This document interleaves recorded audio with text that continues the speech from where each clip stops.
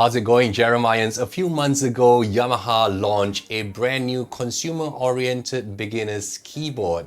And Yamaha, in their marketing materials, says that this keyboard is perfect for those who want to play music but haven't learned how to play it. And this instrument allows you to jump, dance, and move around while you're playing.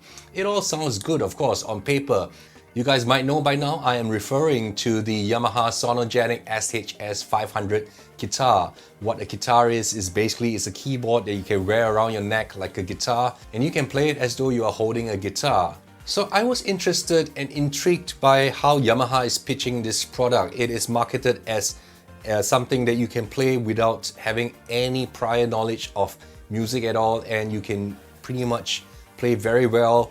So I headed down to the Yamaha showroom, as Yamaha didn't send me any review units for my review because I'm just a very tiny channel. I went down to the showroom a few times, I tried it out, and I went through all the different functions and features, and I found that there are a few major downfalls, shortfalls, and problems to this SHS-500 Sonogenic Keytar.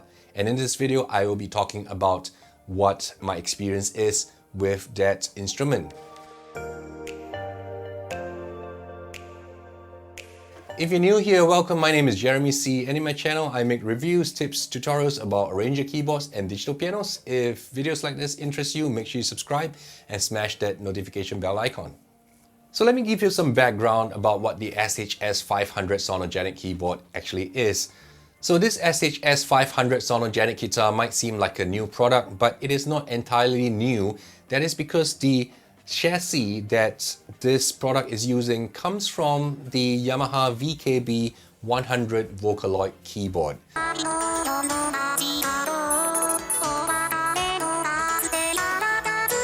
So this Vocaloid Keytar keyboard is pretty popular in Japan, and it's really just so exclusively in Japan because it has been loaded with Vocaloid software, and the Vocaloid software is Yamaha's voice synthesis software, and it contains mainly anime character sounds and voices. So Yamaha didn't market the VKB-100 outside of Japan because really it is a very niche product, but it has enjoyed tremendous success in Japan. So what Yamaha has done is that they have removed the Vocaloid software in the VKB-100 and given it a different color change. So the VKB-100 usually comes in white color, so it has now become red color, and it has been loaded with 30 sounds from the Yamaha PSR-E series. A couple of sounds from the E363, a couple of sounds from the E463, but really all you get is just about 30 sounds from the PSR-E series. Next, let's talk about the keybed of the SHS-500. The keybed is pretty good because the mini keys that is found on the SHS-500 comes from the Yamaha Reface synthesizers and keyboards, mini keyboards, and it has a pretty good feel to it. But I'm not really a fan of mini keyboards, but perhaps the way that Yamaha is targeting this Keytar, it could be for the more consumer, and they are trying to make it more game-like. So generally, Keytars are not bad instruments, and they definitely do have a place when you're performing. Myself, for example, I use a ROLAND AX7 when I perform on stage occasionally, and I can just play lead voices as the rest of my band is playing backing, and it really allows the keyboardist to come out from behind of the stage and just move forward and interact with the audience, and that makes keyboard playing a lot more dynamic. So this keyboard promises that anyone who doesn't know music, if you just load a song using an app that is found on your phone, the Chord Tracker app, and you sync it up with the keyboard, you can just bang out any notes on the Keytar and it will automatically sound in tune. It would sound like it's within the same scale. It would sound like it's playing the chords that is part of the tune that you loaded in the Chord Tracker app. This technology isn't exactly very new. Anyone who has played with the PSR-K1, I played with the PSR-K1 about 15 years ago, and on the PSR-K1 you have something very similar. What you can do on the PSR-K1 is that if you load MIDI files into the PSR-K1, it would analyze the MIDI chords in there, and you can whack any notes, any keys in any pattern you want on the PSR K1 and it would just come out perfectly in tune, correct chords, correct notes all the time.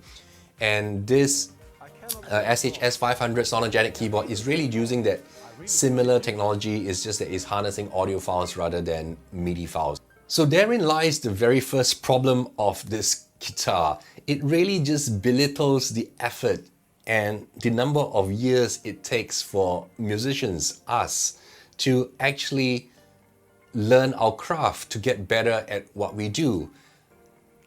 You know, I know they're trying to make it sound fun and sound like it's easy and hopefully put music accessible to more people, but it just makes this keyboard feel like a gaming device, you know.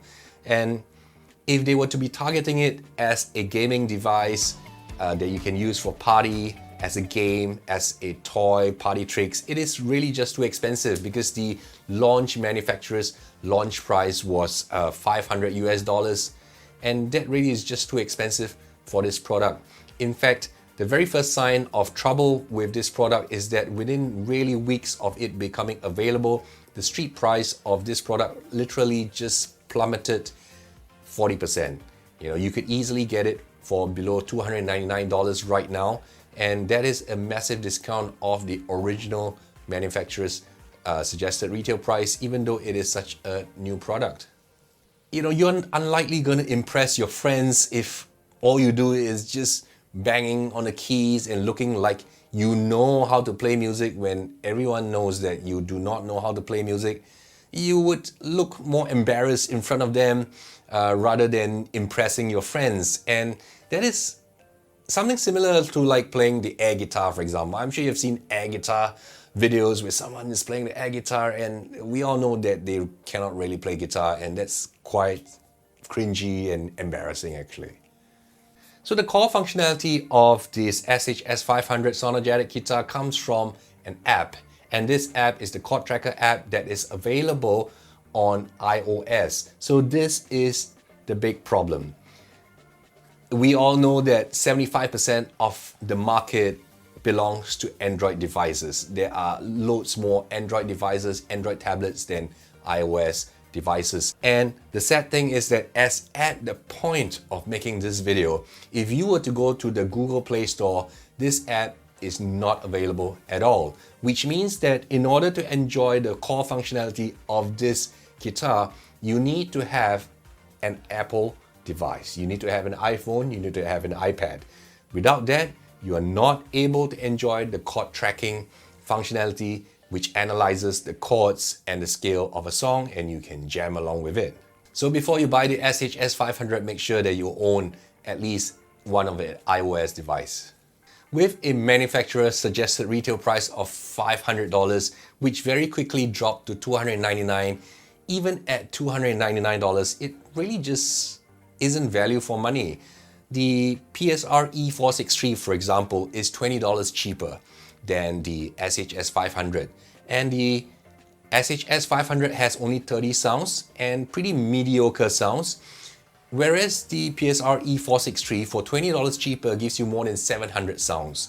The PSR-E463, for example, comes with more than 200 rhythms, and the Sonogenic guitar comes with 0 rhythms at all. It doesn't even come with an arpeggiator, which the PSR-E463 has for a lower price. In addition, you know, for $20 cheaper on the PSR-E463, you get things like a much better speaker system, you get audio out via your USB as well, and you get the Groove Creator software. You even get a sampling function, even though it's quite an amateurish sampling function, but it is there.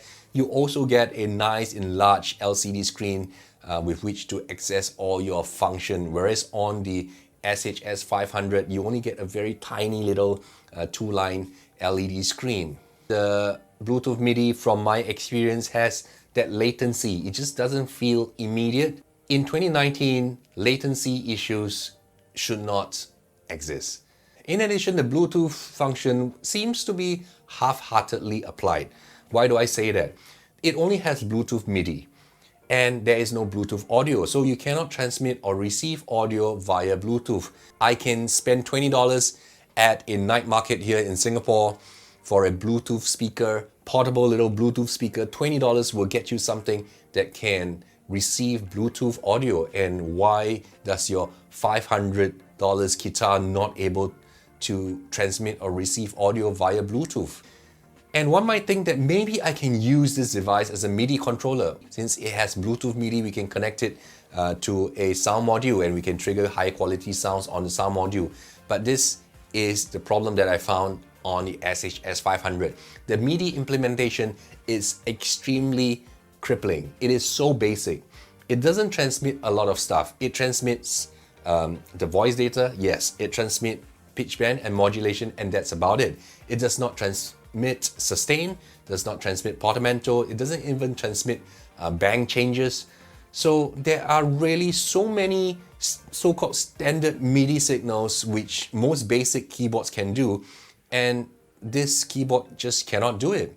When I was playing around with this Keytar in the music showroom and the music store, I also found out another crippling feature which basically just rules it out for anyone who's trying to use it to gig.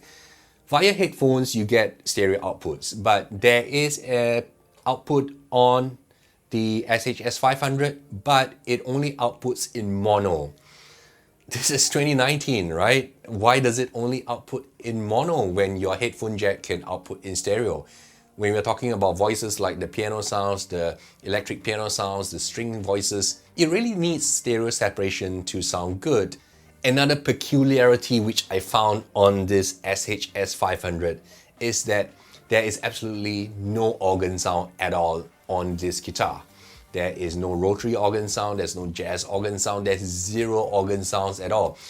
And for anyone who has used a Keytar, they would know that organ sounds actually works very well, for doing organ solos using the Keytar, and it is just missing here. But guess what is the irony? The irony is this.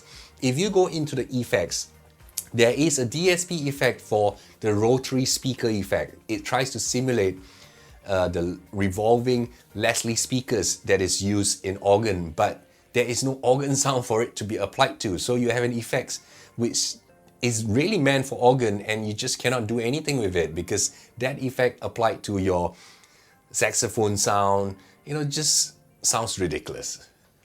I really want to like this Keytar. I like the red color, I like how it is shaped. In fact, I like the Vocaloid. When I was in Japan, I headed to a Yamaha Ginza store and I played with the Vocaloid Keytar, and I liked it. But when they build it as the SHS-500, just so many things is wrong with it. Don't get me wrong, this is not a Yamaha bashing video.